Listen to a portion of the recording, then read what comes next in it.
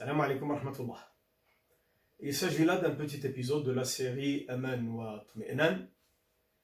Depuis que les mosquées ont été fermées, les gens essaient de comprendre et se veulent surtout d'être rassurés qu'il s'agit bien d'une décision qui a été prise dans les conditions convenables et par les autorités compétentes en la matière.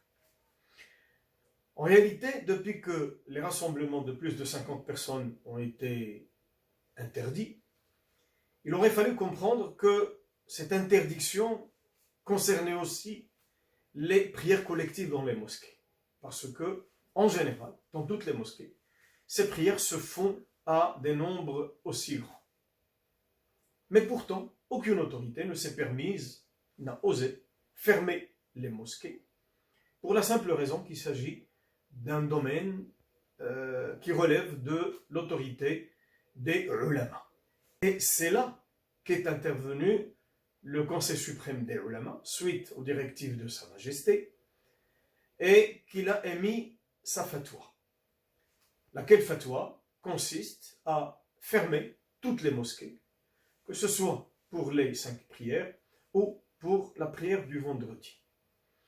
Et il s'agit là d'une fatwa qui a pris en considération les graves dommages causés par l'épidémie de ce fléau qui balaye tout le monde, et aussi les directives émises par les autorités compétentes, dont essentiellement le ministère de la Santé, dans le but d'assurer la prévention contre ce virus.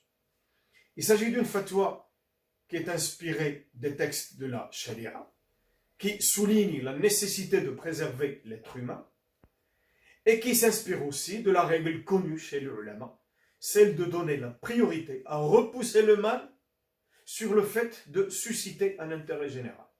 Dans ce cas, le mal étant l'infection par un virus mortel et l'intérêt général étant la prière collective dans la mosquée. Sans oublier que l'une des conditions nécessaires à la prière est d'être rassuré. Ce que la peur et la terreur causées par cette épidémie ne permet absolument pas.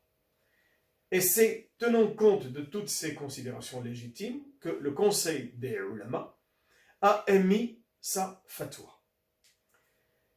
Tout en insistant sur le fait que l'adhan, l'appel à la prière, doit continuer à être élevé dans toutes les mosquées et sur toutes les minarets, et aussi tout en rassurant les citoyens du fait que cette mesure n'est que temporaire et qu'elle n'aura plus effet dès que les autorités compétentes auront décidé de revenir à la normale.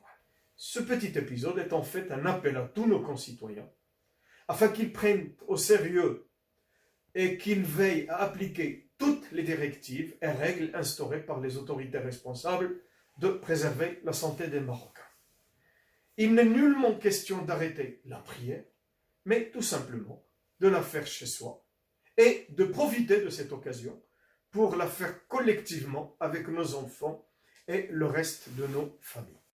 N'oublions surtout pas d'implorer la miséricorde d'Allah, subhanahu wa ta'ala, afin qu'il puisse nous épargner, ainsi qu'à tous nos concitoyens et toute notre chère patrie et toute l'humanité, les conséquences de ce fléau qui est en train de ravager tout le monde.